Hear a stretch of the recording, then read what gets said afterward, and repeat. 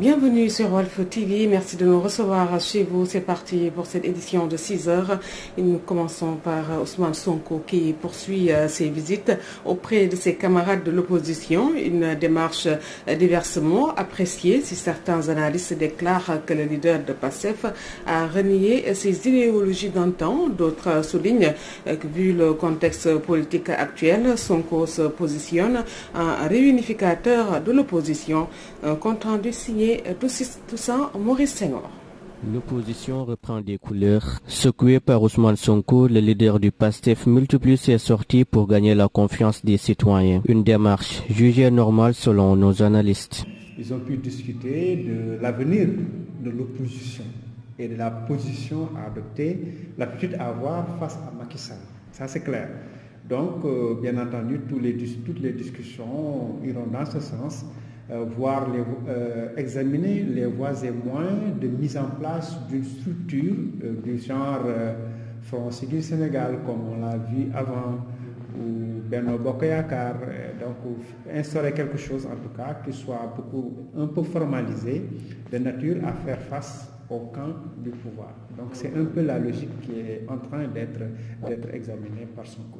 Il faut dire que c'est une démarche politique tout à fait normale, compte tenu du fait que l'opposition est entrée dans une longue hibernation et en tenant compte justement de nombreux facteurs.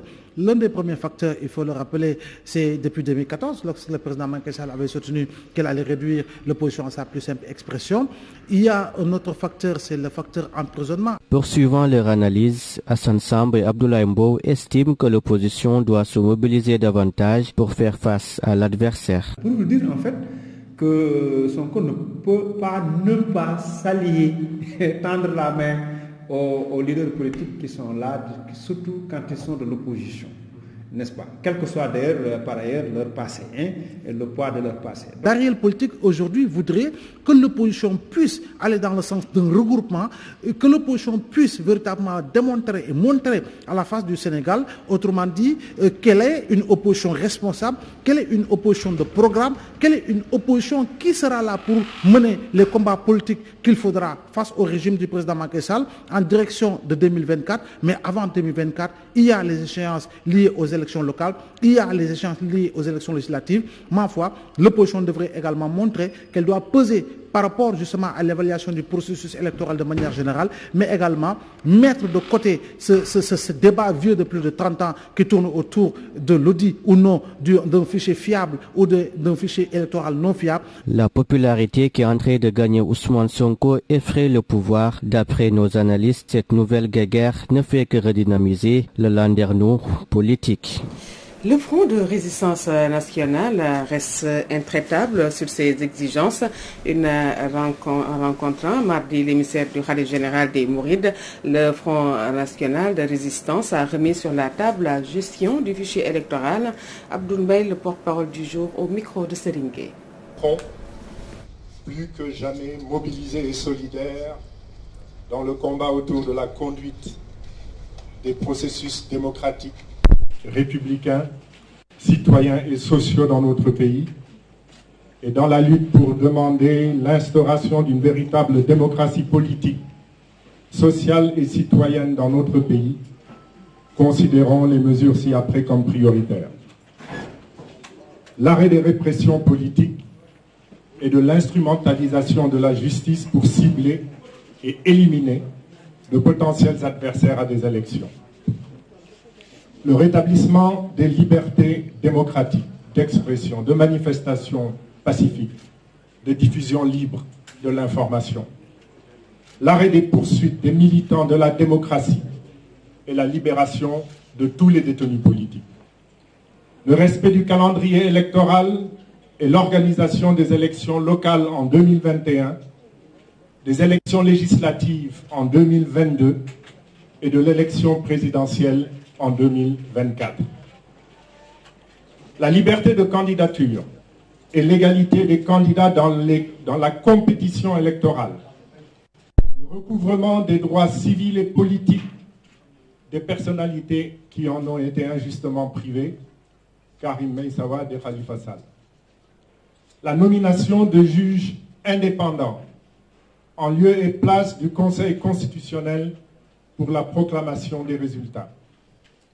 Renoncement au ni oui ni non donné par le président de la République en réponse aux questions sur sa candidature éventuelle en 2024 et la confirmation de l'impossibilité d'un troisième mandat consécutif en conformité avec la lettre de la Constitution et l'esprit de cette dernière, tel qu'il a eu à l'exprimer lui-même au moment de la réforme constitutionnelle.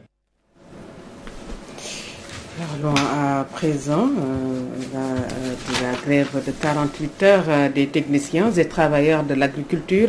Ils exigent le paiement immédiat de leurs indemnités. Ils ont également décidé de bloquer à partir de ce mercredi les bulletins d'analyse des semences. Écoutons le secrétaire général du Centras, Samba Gueye. Il s'est exprimé au micro d'Abdoukoudos Diallo. Nous sommes en train de dérouler les 48 heures aujourd'hui et demain pour dénoncer le dilatoire du ministère des Finances concernant l'étude et l'avis sur les indemnités que nous lui avions soumis il y a de cela plus de 2 mois. Alors nous avons constaté que le ministre des Finances ne fait pas correctement son travail par rapport à nous, agents de l'agriculture, parce que dans son ministère, tous les agents ont des indemnités. Si aujourd'hui on en arrive à bloquer la délibération des bulletins d'analyse des semences que nous n'allons pas remettre au chef de service ni aux opérateurs économiques pour leur permettre de commencer la préparation de la campagne agricole 2021-2022, c'est parce que il y a quand même un manque de considération de la part de ces autorités qui, depuis l'indépendance, ne prennent pas en charge les revendications qui sont mises sur la table de leur ministère. Figurez-vous qu'en 2010, il y avait déjà un accord qui a été trouvé pour résoudre ce problème des indemnités, mais ils ont préféré le mettre dans les tiroirs jusqu'à présent. Alors aujourd'hui, nous n'accepterons plus cet état de fait. Non seulement pendant ces 48 heures, on ne travaille pas, mais quand on reprendra le travail aussi, nous n'allons pas donner les bulletins de salaire.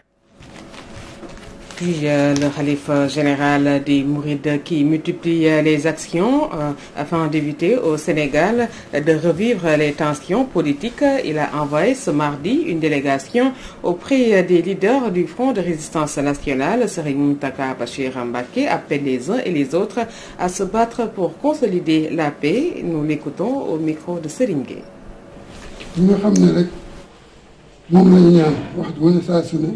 Serigne Mountakha demande à tout le monde de respecter la démocratie. Pour lui, il ne peut y avoir de développement sans qu'il n'y ait d'abord la paix. La démocratie n'est pas synonyme de violence. Il faut que chaque homme politique défende ses idées, mais dans la passivité. Une fois arrivé à l'élection, chacun peut proposer aux Sénégalais son projet et s'il bénéficie de la confiance des citoyens, tant mieux.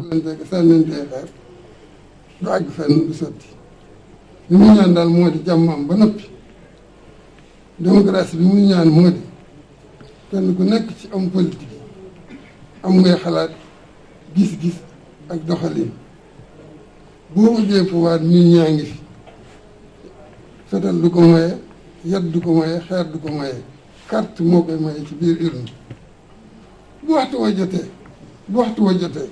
waxtu yoon wax nga dem ci nit ñi boo bëggee ñu watal la nga réew mi fii la toll nii la mel lii ci sama xalaat bu ma ko yoree lii laa bëgg a def yéen ñëpp ngeen dajalee nit ñi ba noppi nag jàmm am na ngeen bàyyi nit ñi wata kenn koo xam ne kii la ci wax day na la nga sànni ko carte. Voilà, parlons à présent du litige foncier qui oppose le maire de Diamaguène Sicap Mbao et le promoteur privé Modiba et qui est loin de connaître son épilogue. En effet, le procès a été renvoyé de nouveau jusqu'au 11 mai prochain. Une décision qui a mis en rage le promoteur privé Modiba et qui s'est confié à Théodore Semedo. Le maire Coumba Fall a déféré à la convocation, mais le procès a été renvoyé jusqu'au 11 mai prochain. Omar Fall, l'un des collaborateurs du maire que j'avais porté plainte, ne figure plus dans le dossier sur instruction du juge. Mais je tiens à dire que celui qui me fatigue n'est rien d'autre que Coumba Fall. car lui et ses acolytes ne cessent de marceler et de détruire mes biens. J'avais porté plainte contre lui au niveau du tribunal de Dakar où il avait été condamné, mais par la suite il a récidivé. C'est pourquoi j'ai porté plainte, mais l'affaire a été renvoyée jusqu'au 11 mai prochain. Le tribunal d'accord le 11 mai. Et parlons du mouvement d'humeur des travailleurs de la RTS. La directrice des ressources humaines reconnaît des points d'achoppement sur les accords d'entreprise. La direction se dit ouverte à poursuivre le dialogue et prête à examiner la question du nivellement des salaires. Fatou Dioum est la directrice des ressources humaines de la RTS.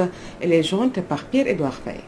C'est des syndicalistes, ils sont dans leur rôle. Je ne pense pas qu'ils aient dénoncé la gestion, mais plutôt qu'ils ont parlé de l'accord d'entreprise et des points d'achoppement qu'on a avec eux par rapport à cet accord d'entreprise-là. Et je pense que c'est ça en réalité qui était à l'origine de cette Assemblée générale. Donc pour l'accord d'entreprise, c'est en négociation. Et le problème, c'est que depuis qu'on a reçu le projet d'accord d'entreprise, la direction générale a réuni un comité chargé d'étudier ce projet-là. Et à la fin de cette étude-là, on s'est rendu compte en réalité que on se basait sur juste le projet initial tel que proposé par l'intersyndicale. Les agents simples n'allaient pas ressentir un tout peu le changement proposé par l'accord d'entreprise. Pour laquelle la direction générale a prévu des augmentations pour les agents simples et a vraiment fait beaucoup d'efforts par rapport à la situation des agents simples. Et nous avons tous, c'est nous-mêmes qui avons proposé ces dispositions-là.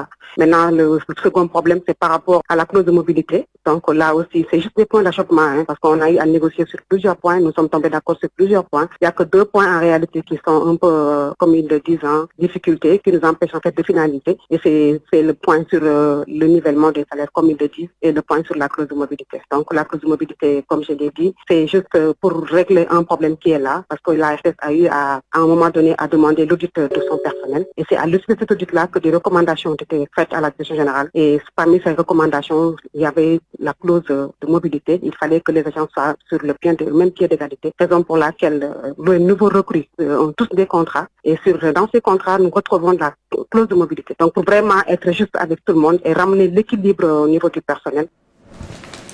Puis un mal de dents, ça arrive souvent sans prévenir. Alors, comment prévenir les maladies bucco-dentaires? Une question qui taraude le quotidien de beaucoup de Sénégalais. Ces derniers fréquentent rarement des dentistes.